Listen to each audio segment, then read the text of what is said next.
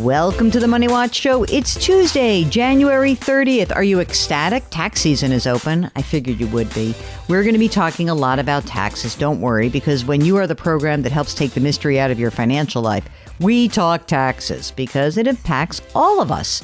If you have a tax question or any other financial question, we encourage you to go to our website, JillOnMoney.com. Just click that Contact Us button and we will get your note. Now, if you complete the form and you want to join us on the air, just check the appropriate box.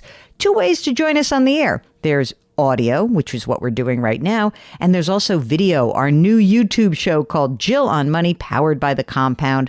It is so much fun. We are so happy that we are doing that. While you're on the website, don't forget to sign up for the free weekly newsletter. Comes out every Friday, and Mark does a really good job compiling all the information necessary that you need to have, maybe things you might have missed throughout the week. And you can also buy my book, which is now out in paperback, The Great Money Reset.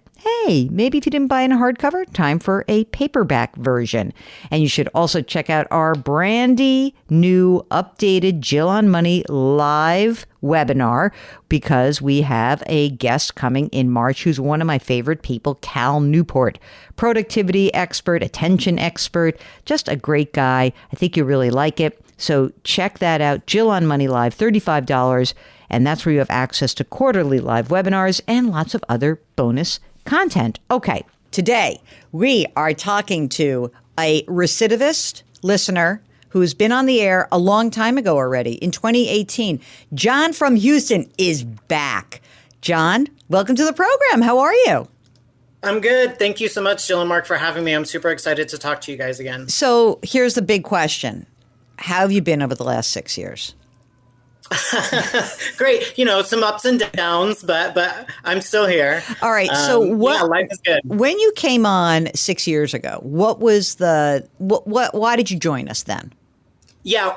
So we had a couple of things going on. We were in the middle of a surrogacy journey for our second child. And I'm happy to say we have a very vibrant 2-year-old girl along with our 7-year-old boy.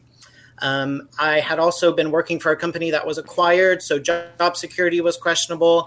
And my mother was about to retire, and I was looking to help her out by possibly paying off her mortgage. And wasn't I a dream crusher in that particular?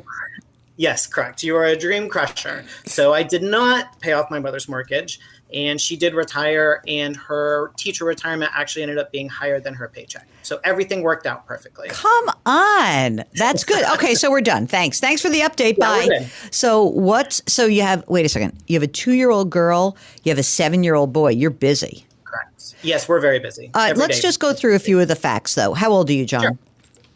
I am 41. And you're married, right? Married, Spouse is yes. how old? He is 43. So, John, are you guys both working right now? We are. And how much do you guys earn together? So I'm at 236 and he's around 150 for That's base. Great. Yeah. And so 2 kids from 1 kid, how's the cash flow? So cash flow is fine. We're saving a lot, which we can get into. But monthly cash flow, we probably have $700-800 left over from the take home. All right, that's great. So what's the impetus to the call today? So it actually stems from a call you took a couple months ago, and you made a comment about people that have large amounts of money in their brokerage accounts that they are not utilizing. So I glanced at our account, and we have about $800,000 just in brokerage. By the way, nice to glance at an account and see that you have $800,000. Yeah, like how shocking. I was like, I got 20 grand from my paperback book. He gets 800 grand that shows up in his brokerage account. Okay. Yeah. What else do you have? What's in retirement right now? Let me pull up my list. So we have $750,000 in an IRA, 85 in a Roth. In active retirement accounts, I have 118,000 in Roth. My husband has about 300,000 in pre-tax 401k. Okay. Will either of you be entitled to a pension? No, unfortunately. Okay. Not. Don't complain. You're in the right business at the right time. Although not this year as much, but okay. No. We're going to make assumptions about where you live, by the way, since you're in Houston. We kind of imagine what's going. Most of them are probably true. Exactly right. So you guys own your home, right? We do. How much is it worth? So it's probably worth $900,000. Oh, In Houston. well, how big a house is that, babe? Let me hear about the square footage. It's 3,100 square feet. But the key here is we're in one of the best elementary schools in HISD. So Wow. home Okay. prices have gone up quite a bit, So you're all in for public school, at least for now. at least for now. Okay.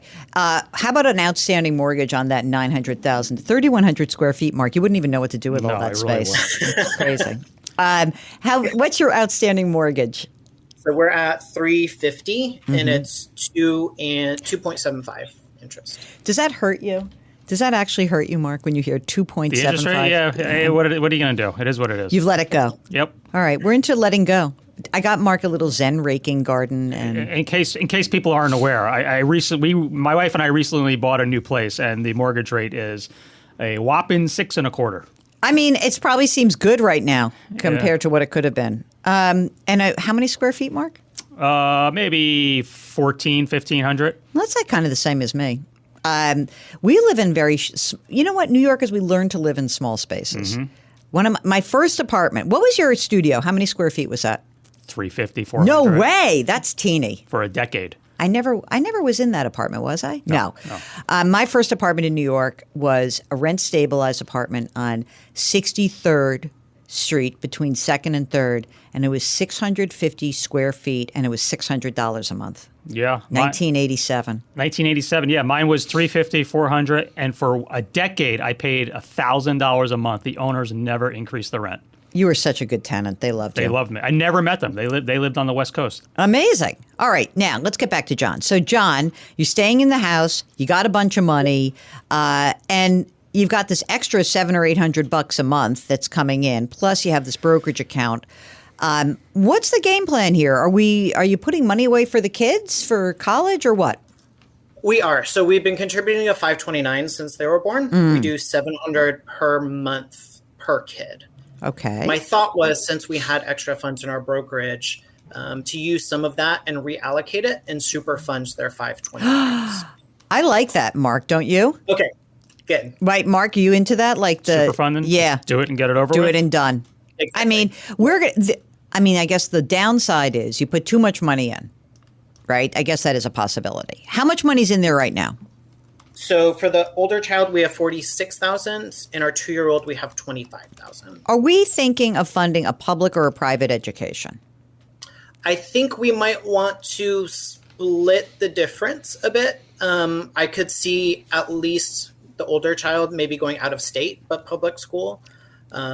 So yeah, we definitely don't want to fully fund a private school. I don't think we're going to go that direction. But maybe a little more than an in-state tuition, if that makes sense. Mark, how much money could the guys put into this 529 to kind of push this through and kind of give you a little bit of a bump up, so they don't have to think about funding this?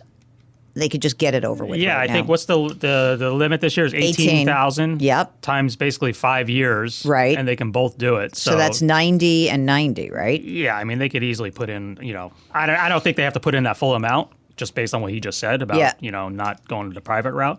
But What if they put in 50 each? Yeah, for sure. Would that do it? So we have 46 and 7-year-olds, 25 and 2-year-olds. Yeah, I mean, if you put in $50,000 right now, especially for the 7-year-old, he's going to be in good shape. Good shape, and they'll still have money. Yeah, I mean, it's not like you're draining your brokerage account, and you don't have there's nothing coming up that you might need a big chunk of this money for.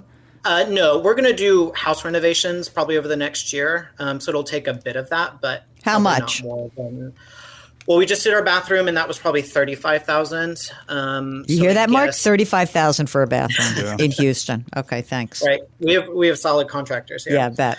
So I imagine probably if we do everything we want to, it'll be another $75,000. Okay. And honestly, we paid the bathroom out of cash flow over the last year. Oh, that's awesome.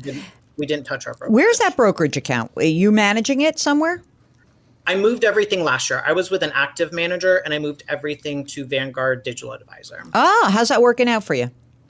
I really like it. Okay. I feel like if I was managing it myself, I'd be a little more OCD about it. But using the digital advisor, I really just kind of let it be. And it's been great.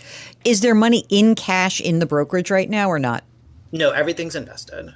Do you have any? So if we want to do something for these kids, we have to harvest either some gains or some losses. Tell me what's going on in this account.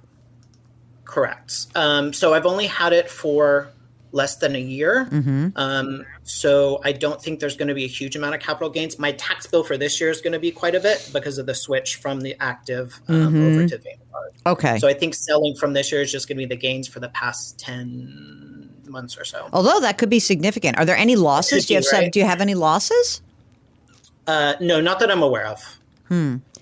I'd hate to take big gains on this account. So if you're reallocating anyway, I don't want you to go crazy with this because I don't want to trigger a massive tax hit to you. Right. Do you agree with that, Mark? I would like to avoid a massive tax hit. Yeah. So a medium tax hit, I would say. I don't know. Like I'm thinking that, even if it's like 25 each, that's fine. I like the idea of super funding it. I like the idea of having it done for you. I like the idea of cash flow. I don't love the idea of paying taxes if we really don't have to. So if possible, if we can limit the taxes, if you're like, oh, no problem, we can grab $100,000 and pay very low tax capital gains after you hold it for a year, not short term. So it has to be a year. When did you switch over? I switched over, I think in May. Yeah, you're going to have to wait. I'll have to go back. No short-term capital gains. We'll wait for the year. Yeah, because that's ordinary income. Gang, you sell a stock, you sell a mutual fund, you sell an ETF, and you hold it for less than a year. It's just added to your ordinary income. Just for some reference, if you were to put $25,000 in right now into the older child's account for 11 years or so, you're going to be looking at about roughly $140,000. Well, I mean, yeah, but we have inflation rate of education costs, right? I don't know what the future cost of school is going to be, but that's what you're going to be looking about when the child is around 18 or so. $140,000 for college. Okay. And you know what? If you're short, you're going to have this big fat brokerage account. Yeah, you can always wait to pop the extra money in when you do have a loss. Like when you're doing your tax loss harvesting at the end of the year with Vanguard Digital Advisor, then you say, I want to make sure I sell my losers and take whatever losses you have and just pop some money into the 529 account. Like use that as part of your reallocation strategy. I think that works for sure. And you said per year it's up to the $18,000. Right. So it's $18,000 per person, $36,000 as a couple. In any given year, you can give $36,000 a year away to anybody. And the only difference with a 529 is the rule is that and you should check the Texas rule. Are you using the Texas 529 plan? No, because we don't have state income tax, so I'm using the New York plan. All right, NewYorkSaves.com. Mark, do you know the limit on the New York Saves? It's 200-something thousand, I think, in a given year. Yeah, it's very high. It's very high. So check the rules. Each plan will guide you as to what their actual amount will be. And it's great. And, it sounds like you guys are in such amazing shape. But then once you have the $700 or $800 extra in the cash flow that you're socking away, you can either put in the brokerage account. It depends on how much you end up putting in the 529. But I think you're in such good shape. Are you workaholics? Are you going to keep working forever? Are you going to be one of these 40-somethings, which we've heard from quite recently, Mark? We've had a lot of 40-somethings who are like, I really just want to work for 5 more years. So not 40-something, but the plan is for my husband to either reduce hours at 55 or retire fully. And then I would probably work at least until the kids are out of college and hopefully launched. Why? He didn't like his job? He's okay with his job. It's a little high stress. He would prefer to stay home and take care of the chickens. Is his game plan. Okay, so. And you're on it, and you don't spend that much money. What's your expense about? Your expenses for real? Relative to our total intake, I don't think it's a lot, but our monthly expenses are probably $17,000, and that's inclusive of vacations and property taxes and all that. 17,000. Okay. That's a real number. That's a real number. Dude, that is a real number. What happens, wait a second. What happens at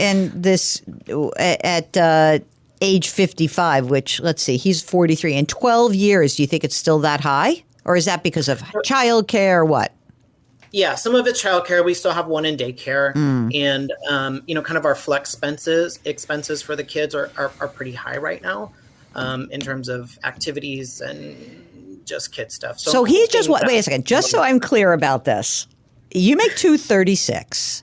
He makes $150. So this is a good chunk of money, right? I get it. Correct. You're spending $200,000 a year, all in. Are you telling me that 200 you think is going to remain 200 even when he's 55, or do you think that's likely to go down? He ain't retiring at 55 if you're still spending 200 that's inflated every year.